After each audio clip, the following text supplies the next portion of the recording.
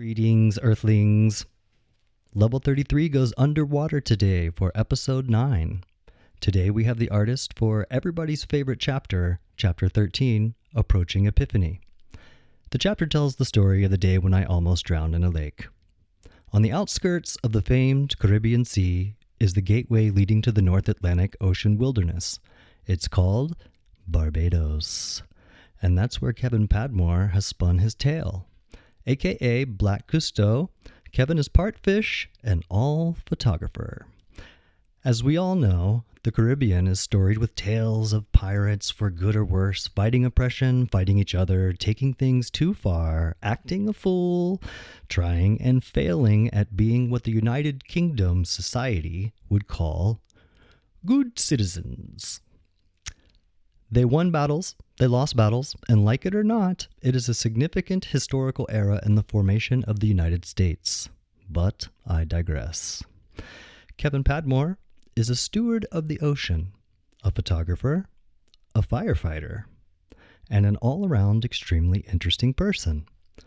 I was beyond lucky to have him be a contributing artist for Eclipse of the Mourning Star. Today we're going to talk about that and find out if he has gills. Welcome to the show, Kevin. Hey, how's it going? Thanks for having me. Thanks for being here. Great to see you. This is our first episode where we're going to use video, and it's perfect for that. I'd like to see your smiling face. I'll do my best. So, do you have gills? Unfortunately, no, but I wish I could somehow have them implanted. That would be great. I'd be the first to say no. Yeah. So, I guess as humans, we have scuba gear. Yes. Do you use scuba gear when you do underwater photography? I do use scuba gear also. Okay. So I free dive and I scuba dive. Mm-hmm. So scuba dive would be the system with the air, oxygen. Mm-hmm. And free diving is just a matter of holding your breath, using technique to stay down longer Yeah, and I manage. talked about that a little bit with Kat on the show, and the people who compete in the sport for free diving they are inspirational and also a little crazy. Well, she was definitely Barbara Gills, 100%. 100%. Kat has gills and medals to prove it. So, when I was in high school, I really wanted to be an oceanographer, which was a funny thing because I grew up in Ohio. And in Ohio, it's landlocked, and I think I was just so fascinated with the ocean that if I were to pursue a career in oceanography, I might find myself next to the ocean. And later, I wanted to be an underwater photographer for something like Surfers or National Geographic. But then I got in the ocean once when I was in San Francisco, and it was a bit chilly over there, and that kind of crushed all of those dreams. So I'd like to ask and talk about your journey with underwater photography. So how did you get started? Well, well, I'll go from your intro when you mentioned that you were almost near drowning when you were younger. Mm-hmm.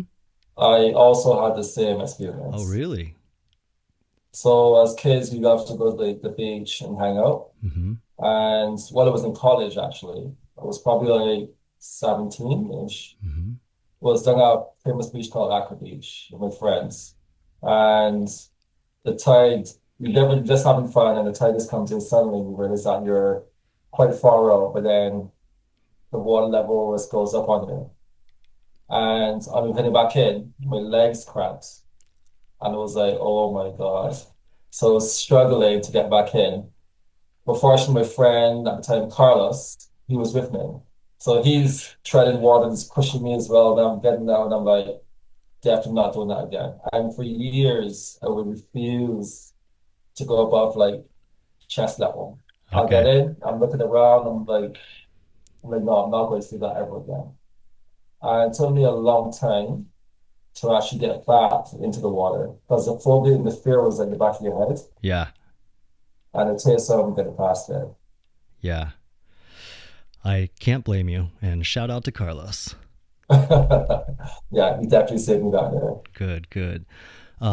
Ethan Gold is who saved me that day, and the exact same situation happened. I was swimming way out of my as the story goes, I had partied in high school. I was a lifeguard and a water person myself. I tried to be in the Olympics, and I had held records for swimming, so it never even occurred to me that I could drown, and I tried to swim way too far in a lake, and luckily, well, I won't ruin too much of the rest of the story that's in the chapter because I tried to tell that with humor, and it's one of the parts of the book. The book is obviously pretty heavy with some losing family members and stuff, but this chapter I just let loose and had so much fun writing it, and it's so funny. So let's see. So when was it kind of that you wanted to test your fear when you decided to pick up a camera? Like, how do we get from almost drowning to starting to take photographs?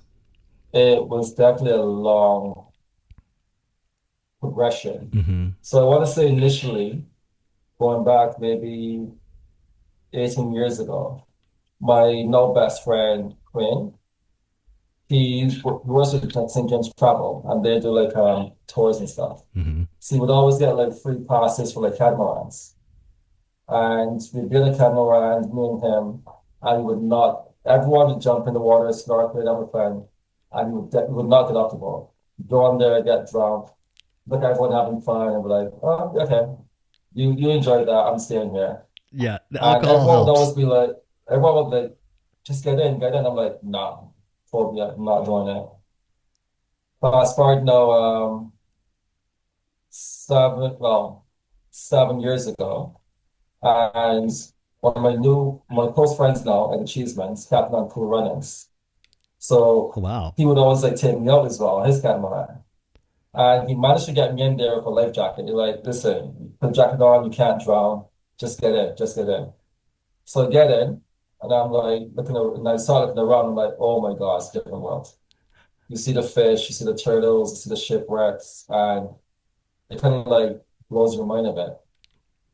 And I was like, oh yeah, I want to do this every day now. Yeah, I bet. And shortly after that, April 2019, Malcolm Clark, he's a private scuba diving instructor here. So he managed to get me underwater scuba diving. He's like, dude, if you can do that, this is easier. You can breathe underwater, you can't drown, literally. So he got me in there, and I'm like, it's top tier level. It goes about even further again. So you're close up now to like everything. It feels like you're actually part of that world. And I try to tell people about it. I'm like, this is like amazing. See the colors, see this. And you can tell a story, but it's different when you have a picture to show what you actually saw in video. Yeah. And I was like, okay, I need to prove that I saw this and did this. Okay. Yeah. So I went and got my first GoPro Hero 3. No, Hero 4, sorry. Hero 4. And went to live with Malcolm again and taking pictures and start posting it. And everyone's like, oh my God, that's amazing. I am living vicariously. I'm living vicariously and so enthralled by your photography. It's so good. So how can people find you to come and see this photography? Well, my Instagram is Black Cousteau, and follow me on there, send me a message, I'll respond as soon as possible. And the name Black Cousteau, story behind that as well. Could you spell that for us? Oh, BLACK, Black Cousteau, COUSTEAU. Got it. Awesome. So I was kind of getting into my photography about 4 years ago. And one day I'm out swimming along with camera in hand. And my friend Eddie, he's cruising past and was on Cool Runnings, his catamaran. And he's like, everyone look overboard. It's Black Cousteau. Because he's a massive fan of Jacques Cousteau as well. Nice. And everyone was pointing and laughing. It was like, it became a bit of a joke, but then it stuck. And as soon as I said I loved it, it was like, yeah, that's it. I love it. Oh, it's so perfect. It's so perfect. And I love it too. I also love your photography, and you talked about the colors. And I'd like to talk to you about that a little bit, because I know life in Barbados just must be colorful. and It's beautiful. the water seems so pristine and clear, and so the photography is amazing. You get to see our sea turtles and the lionfish and the cat foxes and everything underwater. And so this will kind of lead into your photograph that was used for the book, but I wanted to talk to you about the treatment that you do to a photograph. Do you Yeah. use anything to kind of clean up the colors? Yeah. Yeah, because on the water, the deeper you go, the more you lose light, Mm-hmm. sunlight, and colors. So maybe like at the surface, you'll take a picture, you still see the colors, the blues, the red, everything. But as you go deeper now, all those colors have disappeared. And it goes to like almost like a bland, like green. Mm-hmm. So there's an app you can use to like when at depth, which is called Dive Plus. So Okay. what it will do, it'll Nice. pop all those colors back in, the natural colors. Wow. And then from there, I use Lightroom, Lightroom. I and I really want to learn can, Lightroom. yeah, it took me a good solid year. Like everything you think you've mastered it, you find something that's like, oh, I didn't know you could do this as well. Yeah. I love that So about these programs. it's definitely an ongoing progress. Even now, every day I'm still learning something new or how to use it as well later. Yeah, I And use a lot of these programs too, and while I'm doing the podcast, I'm using Logic Pro, and I've been using Logic Pro to record music for 15 years, and I just learned now that the sessions are like an hour long, it means that I have to, when I want to move a little piece, I have to highlight the whole thing. And I've been doing that with a mouse. And I just learned that there is Shift F will select everything to the right. 10 years, it could have saved me so much time and all of the music that I've made as well. So, we'll come back to the photograph for the book and the story of Cat Fox and that lovely woman who bent over backwards to get this piece of art for the book, like under a tight deadline. And so we talked a little bit before this recording about some of your influences, and I did want to talk about like I believe David Attenborough was one for you. uh, Yeah, definitely. yeah, me too. I'm a massive, massive fan of animals, wildlife, Mm-hmm. adventure, Yeah, and I could watch it all day, every day me as too. well. Me too. Sometimes at home I'll put Pop on, and there's these 4 sessions of underwater, and Nice. it's just like mind blowing. Yeah, I sometimes put the screensavers on that are deep sea. I love deep sea, like bottom of the ocean episodes that Oh have yeah. the fish with all of the bioluminescence, and I can't tell you how many times I've watched all of the Planet Earth episodes, that episode in particular. But you and I grew up in a little bit different temperatures. Like in Ohio, it Yeah. gets pretty cold, and Oh I yeah. love snow, and I love so Frozen Planet is one that I fall asleep to probably every night, pretty close to every night. Love watching the polar bears and such. I So, know it's what are amazing. some other influences? Like, did you ever get to catch any Jacques Cousteau? Oh yeah, Yeah, for yeah, sure. I, cool. I watched a lot of his book videos. Even his the latest documentary from like three, 2, 3 years ago. It's one I came out recently about Jacques Cousteau. Nice. But yeah, every chance I get or got, I would definitely watch his stuff or documentaries about him. And it was always fascinating. And Steve Irwin was another one when I was Oh yeah, growing up. Yeah, I love that his kids have carried on the story. that's amazing. And um, what a way to go! I would love to hear the actual story about what actually happened. I did hear it. Just Yeah, a freak accident, absolute freak accident, from what I heard. He was pretty close to the manta rays, and one flipped over. Wasn't trying to, attack him or anything. That just happened, and it hit him right in the chest. and Wow. he had climbed up and was gone before they knew it. But we all knew that was Wow. going to happen eventually. I mean, it's one in a gazillion, like, that would actually happen. It is, and there are some other adventurers out there who the odds are a little bit higher that Yeah. something's going to happen. I And would have talked about a crocodile or something like that, or a shark or you would something think crazy, that it was but going to be a crocodile. I thought yeah. it was going to be a crocodile. Have you ever seen Grizzly Man? No, I haven't. So Exactly. Werner Herzog is one of my favorite filmmakers, and he did a documentary about a man named Timothy Treadwell. And this man every year would go up and hang out with grizzly bears in Alaska by himself. And he thought he was friends with the grizzly bears and would get up close and pet them. And you should watch the documentary. It's really, Wow. he's one of the greatest filmmakers of all time, and it's really beautiful. And a crazy story that we all kind of hope everything works out okay, but Yeah. there is a these are wild animals, Yeah. and I actually just had to crush the I forget her last name, but Ocean is swimming with sharks. You know Uh, this documentary that's out there. yeah. It's really great because she has a mission, and it's stewardship of the species of shark, which are so absolutely critical to planet Earth and Oh, everything yeah. that they do. Everything And has a role. yeah, and she catches a lot of heat for what she's doing, but you should check that out. I won't ruin the things that she says about it because I'm also a big fan of her, and that was actually my senior thesis paper in high school was shark conservation. And Uh, in 1997, everybody thought I was nuts.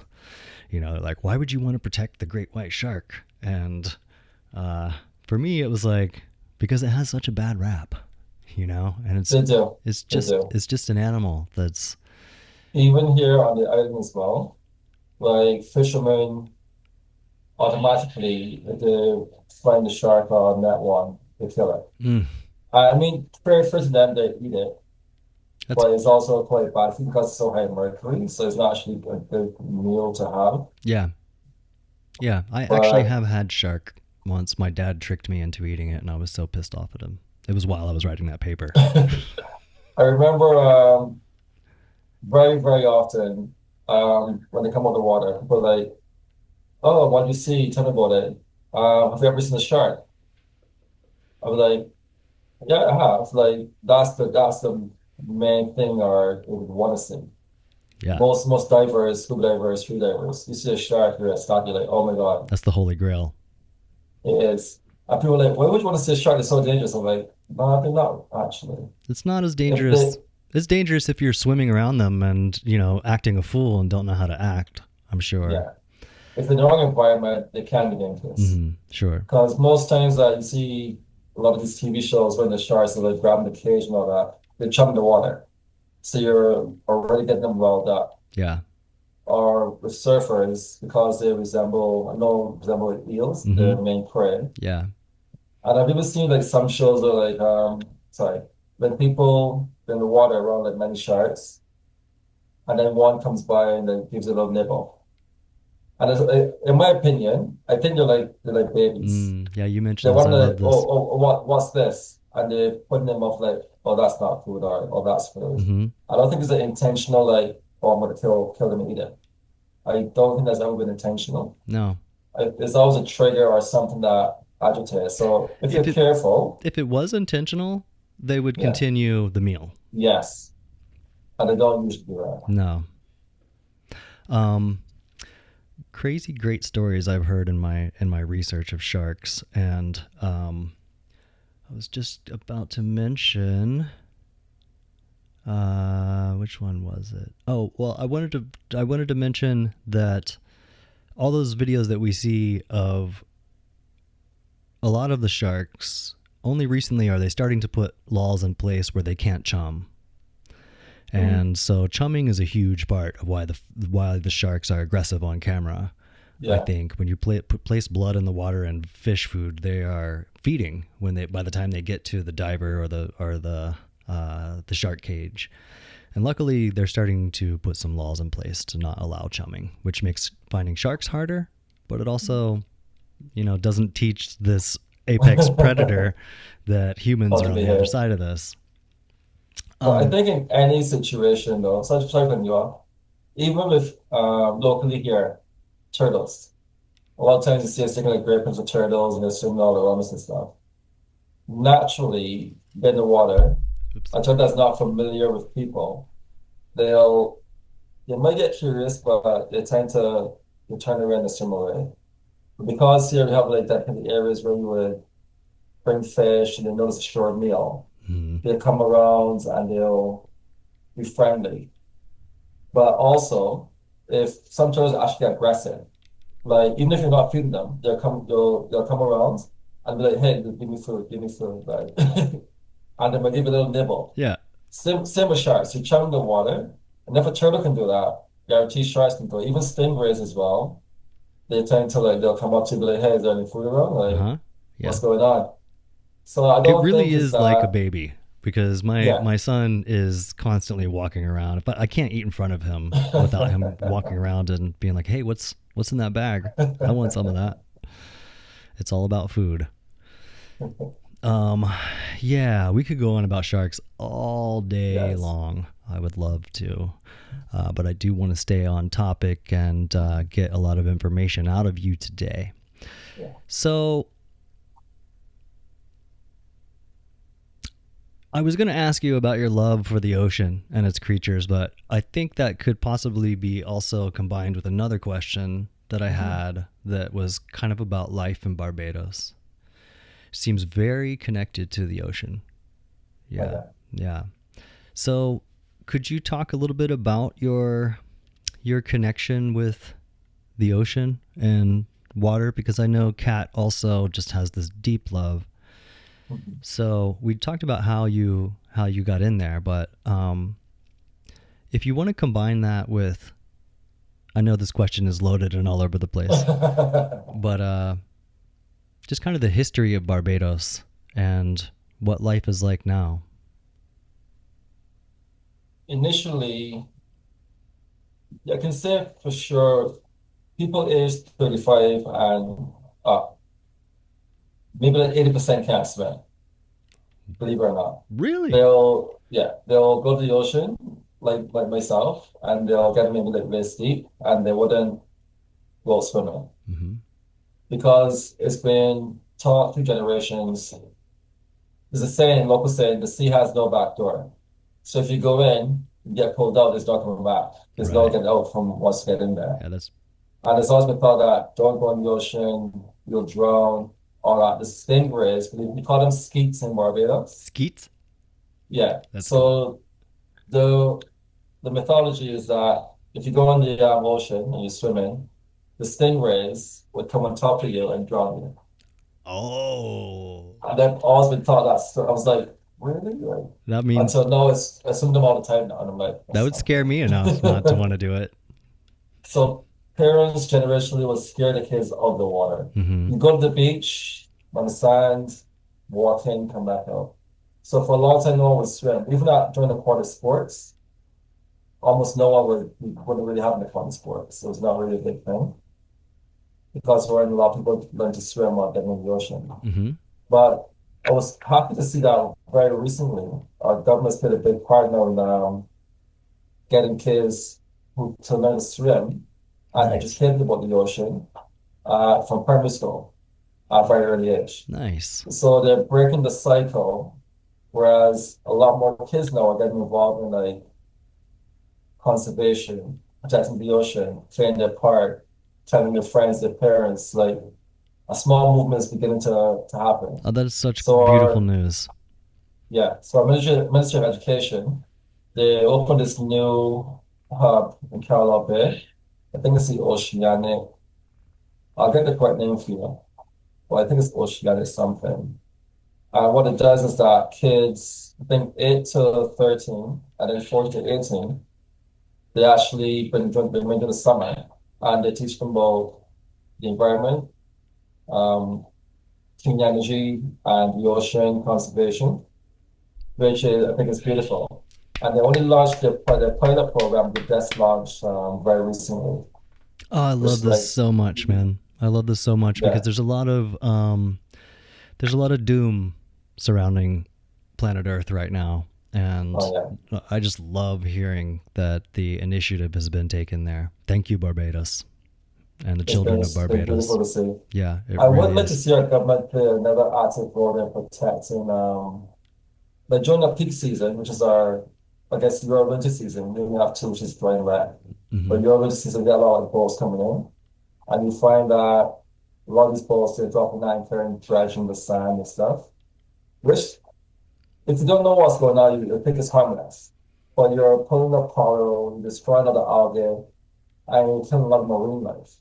Yeah, A big hobby of mine, and why I love to go to the ocean, I love looking for seahorses. I love them. nice. So Yeah, seahorses and frogfish, they're they're the most big. fascinating creature in the ocean. I love to see them. And you'll see like when that time comes around, the time of year comes around, you can literally go in the ocean and maybe like 10 to 15 feet, you can find seahorses, frogfish. But that time of year comes around and all the anchors start dropping and they all just disappear. Ah, And I realized that they've migrated now further north where there's no boats and less people. mm-hmm. You can still go, even today, I went before I came on here, went for a quick swim and you walk in the water, like literally like 6 feet down. You can literally look down and see them. It's frogfish and they're all coming back again. Oh, good. And I hope the government would put measures in place to protect these areas from that happening and protect the snorkelers and divers from all the jet skis and the speedboat because they can be very dangerous as well. Absolutely. And I think it's actually a deterrent from people going in the ocean because they're so fearful that something bad's going to happen. Mm-hmm. So that's one thing we'd love to see our government play a big or more of an active role in. Did you But did that said, they're doing an amazing job at the moment, and I love it. I love the progression that's happening. They are, and I see that coming from the islands specifically. Hawaii is also Oh, ahead of the yes. game, and so I think that the people in these places really do take the guardian of the oceans seriously, and that works all the way to the government. And bravo to all of them. Um, did you know that seahorses mate for life? Yeah. That's so cool.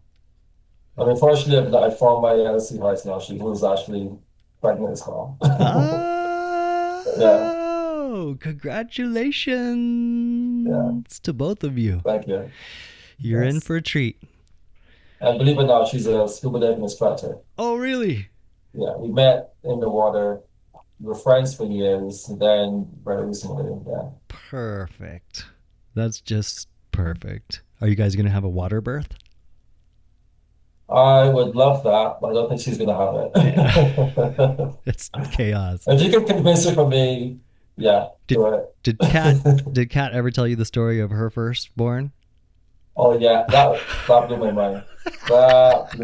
She blows my mind altogether, She all is around. wild woman. She's a wild woman. She's tough and she is brave and afraid of nothing. I love her so much. And the whole family. The kids are great, and it's just great to see another generation of these people that I know. But speaking of Kat, Yes. let's talk about the artwork. So, can you walk me through that day? What it was like to shoot that photograph with Kat? So it was close to when she was leaving the islands. Because I love to photograph cat because the way she is in the water is very natural and she's so easy to photograph. And she makes everything super easy. Yeah, Like she just has to get in the water and you're already taking pictures, right?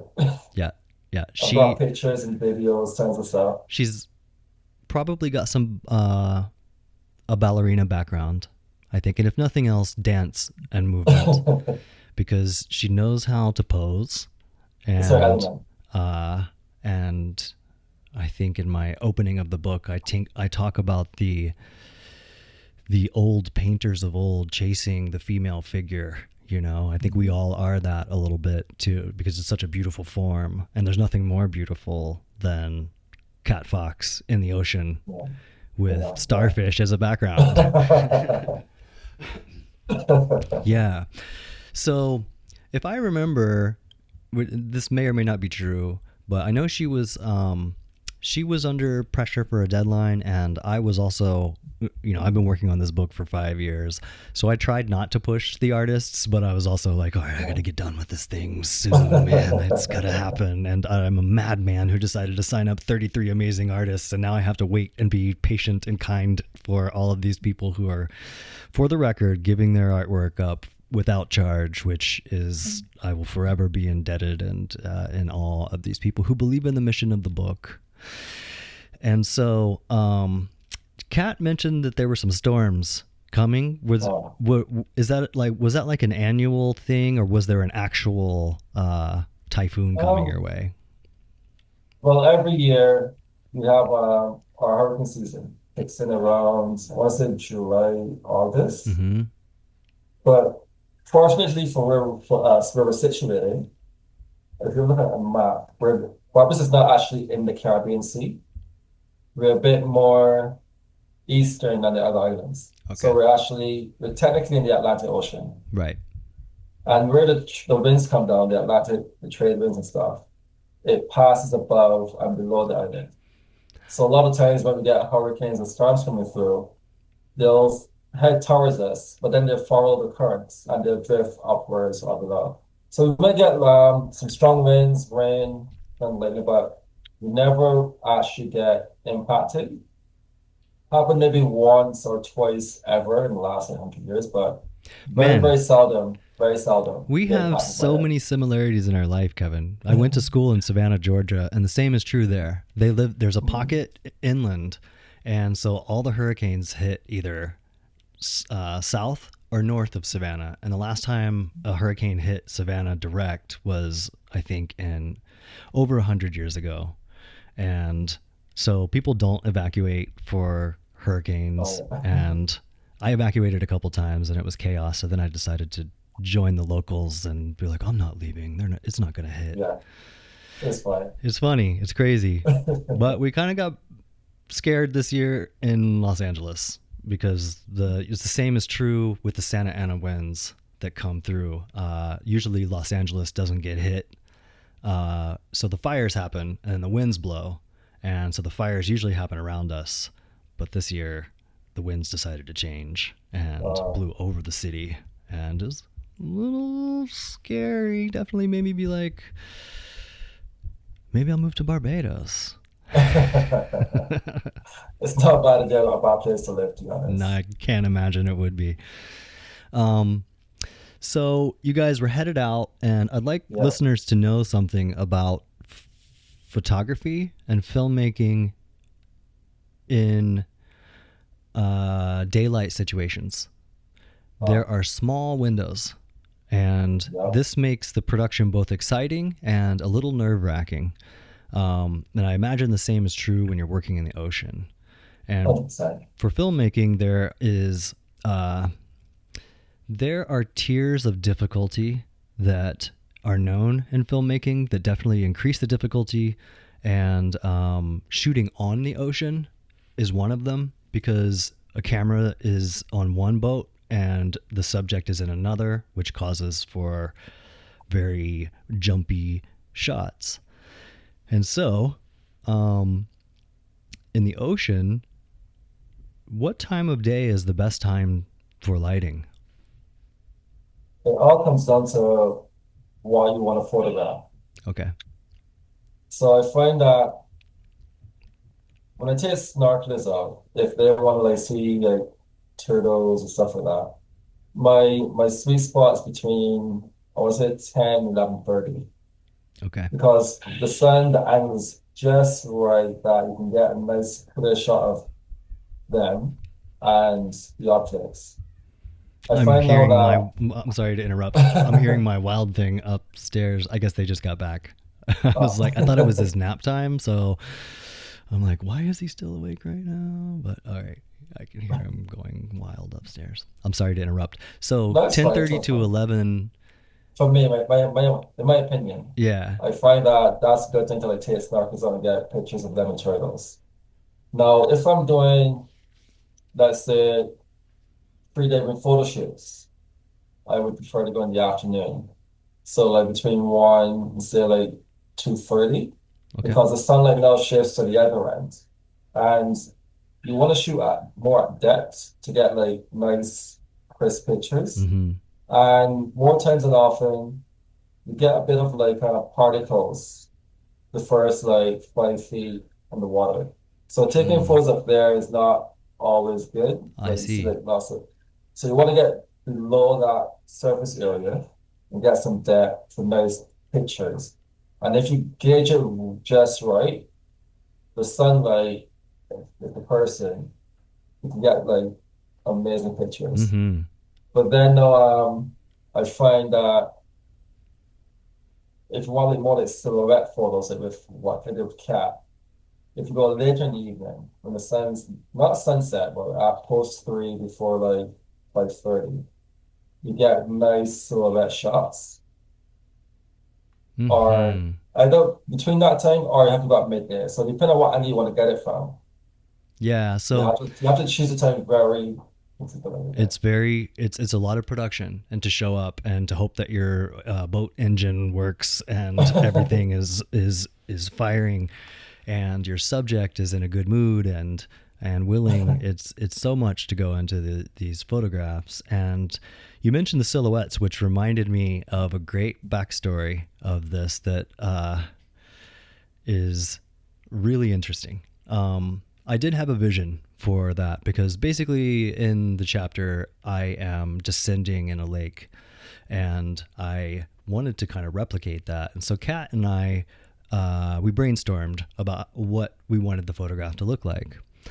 And a silhouette was pretty strong in my mind. And originally I wanted to have an object and have her reaching for something because I'm basically trying to get a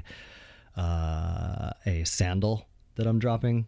Um, you get a chance, I'm going to get this book to you and you can read this chapter. You're going to have a laugh at how silly I was. But I had a pair of sandals in my hand and I kept dropping it and my muscles were locking up and all this. So I'm descending down to get this pair of sandals because my father mentioned that they were expensive and I told him I would never lose them. So,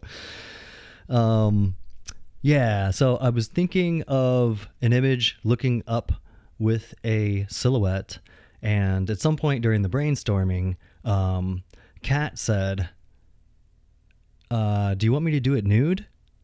And that was extremely tempting, 100%. And I will always look back and be like, why didn't I take her up on that?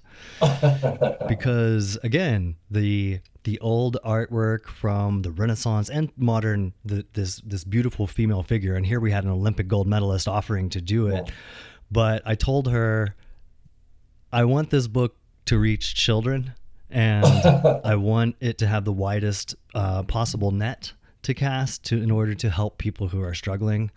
And so I turned it down, and you guys can leave comments in the field and talk shit about me if you want. But so you guys went out and you shot that, and then she came back and she sent me, that's when I discovered your page, and she sent me probably 10 or 15 of the photographs that you guys had used, and it was so difficult choosing which one to use because they're all beautiful. The starfish in the background, and she's doing some beautiful poses in some of them. But I tried to stick to the subject matter of the chapter.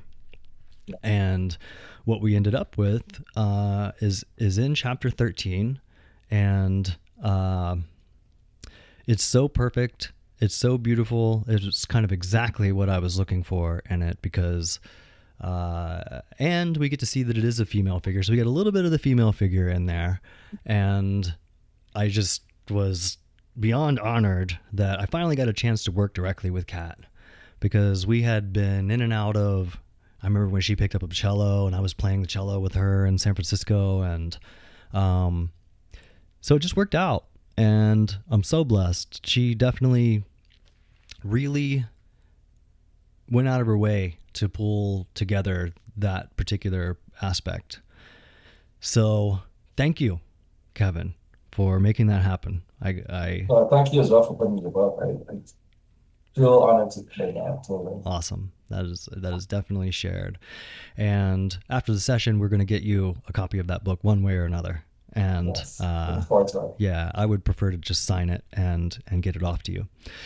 So we'll sort that out, and you can take a look at it. And so let's see. Where were we? Well, so you asked about the Barbados cat. Mm-hmm.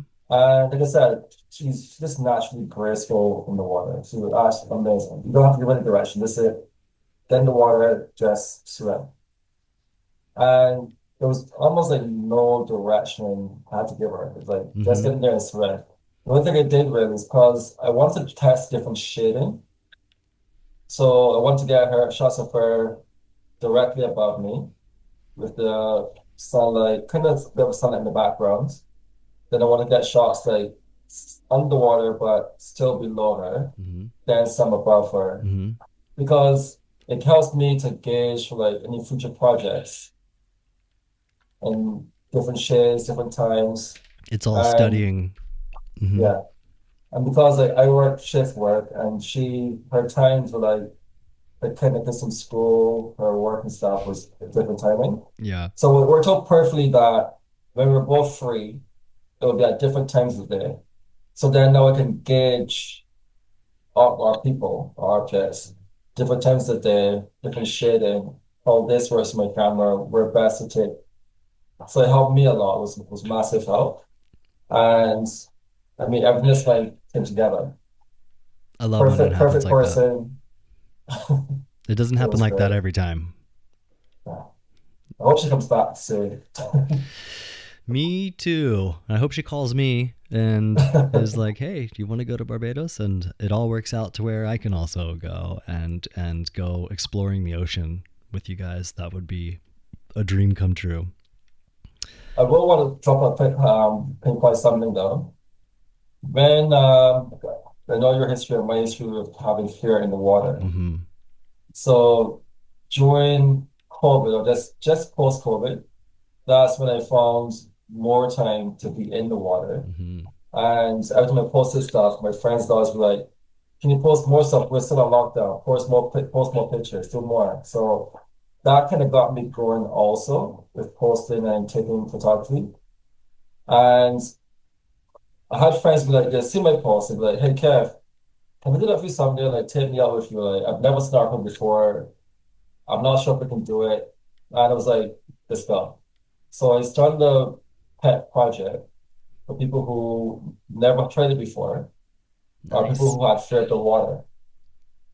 So that was like dedicate a day off with them, and I get them out there and teach them snorkel. Obviously, I have to do life jackets and it's baby sets. So it always take a few hours because if you have that fear, you have to build confidence first, just that you can float, you're not going to drown. That's the first breaking point. Getting to float with this like 4 or 5 feet of water where you can stand up if you get nervous. And you'll find that when they do that, you just have to see one thing, a fish, a turtle, something. And as soon as they see it, all that focus on your fear just leaves them and they focus on that. Yeah. And they're like, "Oh, I'm floating, I'm not drowning. I can go further, I can move around, like this is very freeing." And that's how it started for me also. Yeah. Me so too. I gradually moved from that to me too. My better half, Brina, also we went to a couple of tropical places. And I kind of just stepped away from the ocean because for me, it was cold water.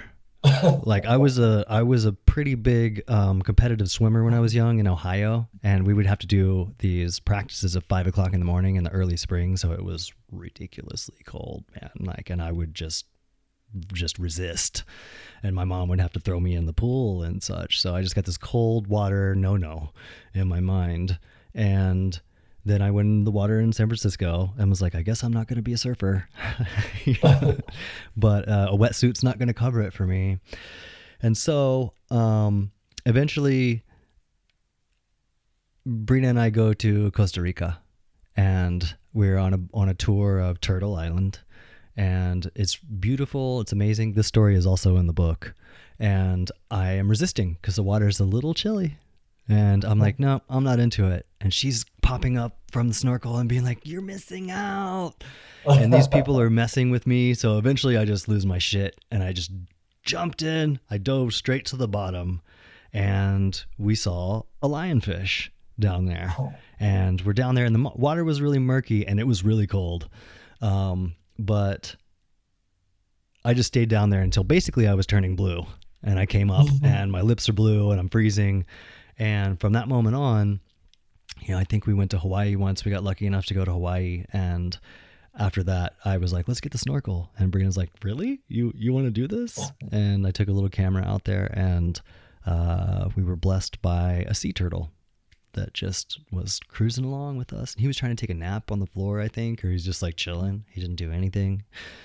And actually, you'll be proud of me because that day, it was off the coast of Maui somewhere, and there was an instructor there that was spearfishing, and he had some people with him, and they were spearfishing out there, and I was a little upset about that. And they have these fish they're just putting them in their little bag, and they have so many in their bag already, and they're still looking for more.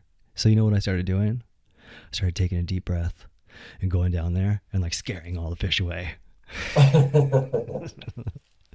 And then they finally were like, what the fuck are you doing, dude? And I was like, get out of here.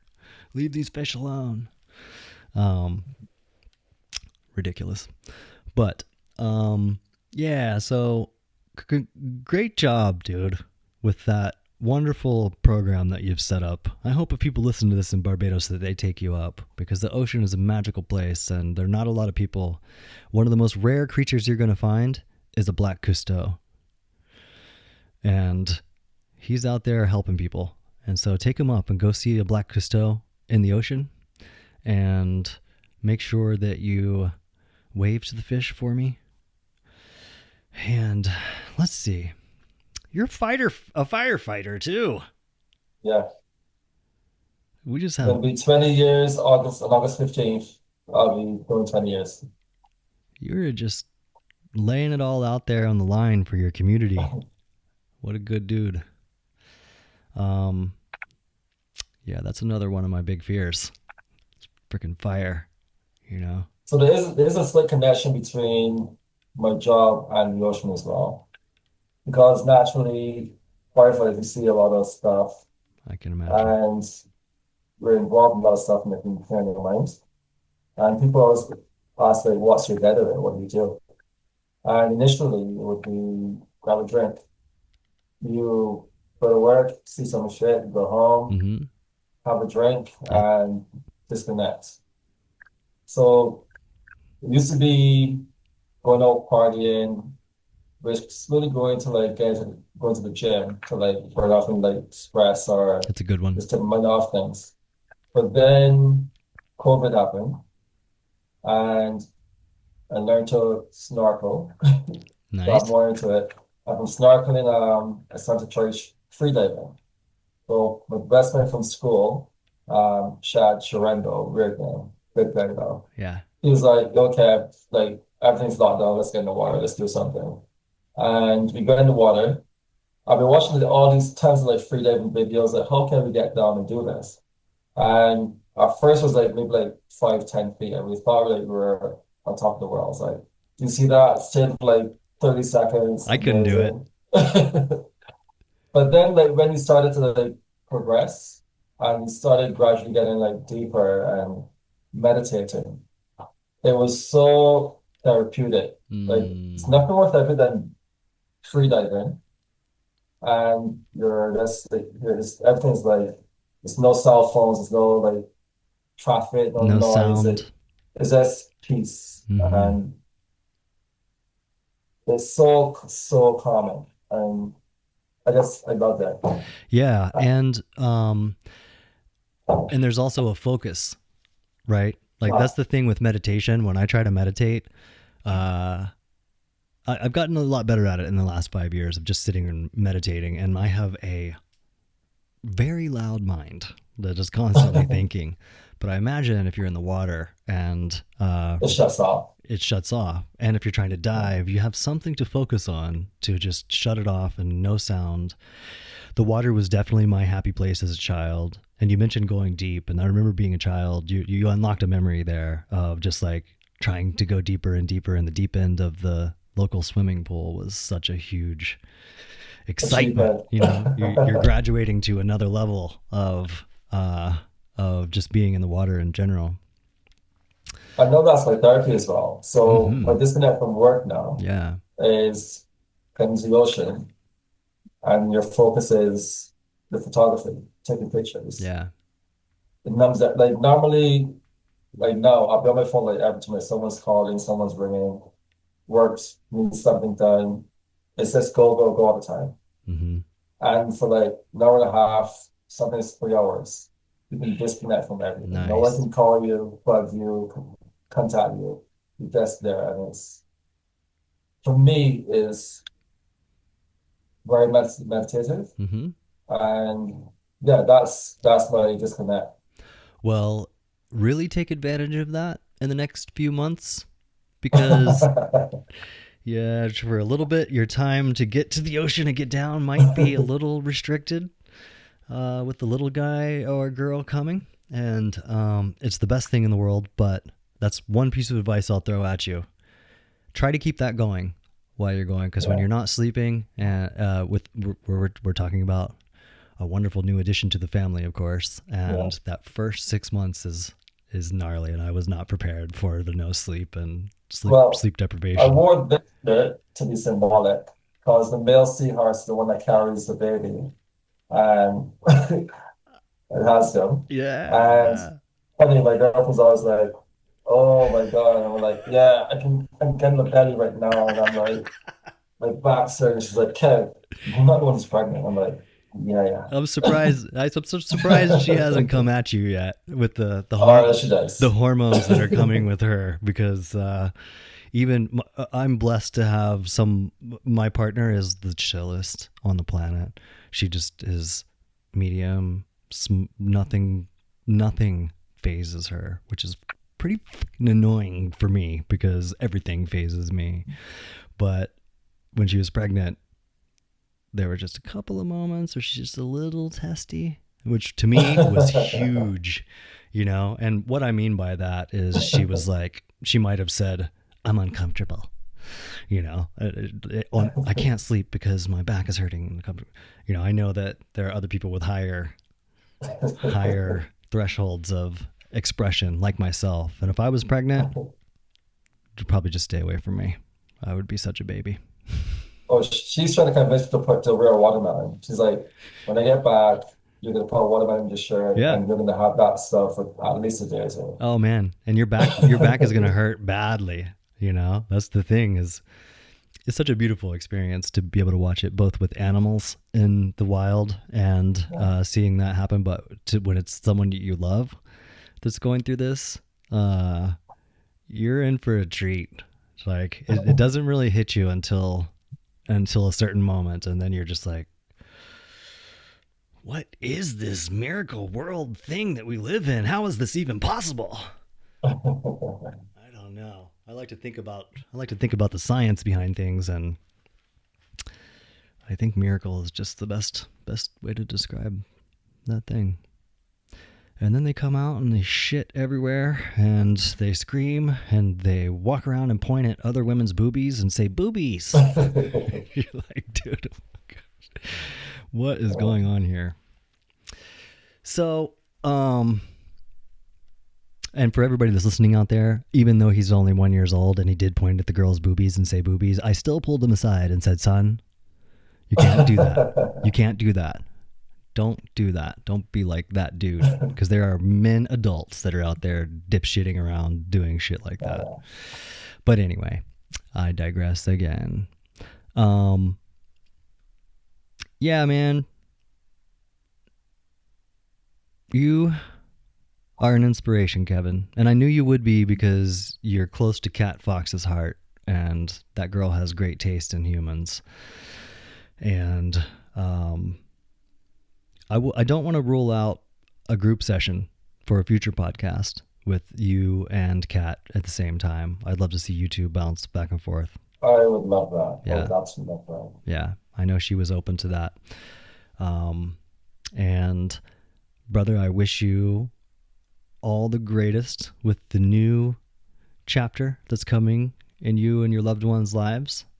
And I thank you on behalf of humanity for the work that you've done with firefighting and educating the public, and just trying to offer a safe place for people who have fear. That is all just super commendable things, and I salute you, sir. Thank you very much. And when you send your book, I want to, in turn, send you one of my t-shirts or my hats. It's all Black Cousteau. I've got the seahorses, turtles. Let me know what your favorite animal is. I'll go get it, and I'll send you a shirt and a hat as well. I need that. I need it. I need it in my life. So, are they online at all right now? At the moment, if anyone just sends a message on Instagram, if they want to get whatever they want, and then the pictures are posted on the shirt, hat, you listen to it, reach out to me, message me, and then done. Boom.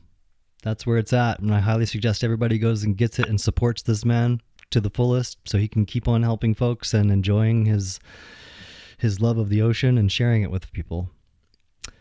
So I'm going to go. Yeah. Thank you again for having me. It was amazing. We can't get out of the frame.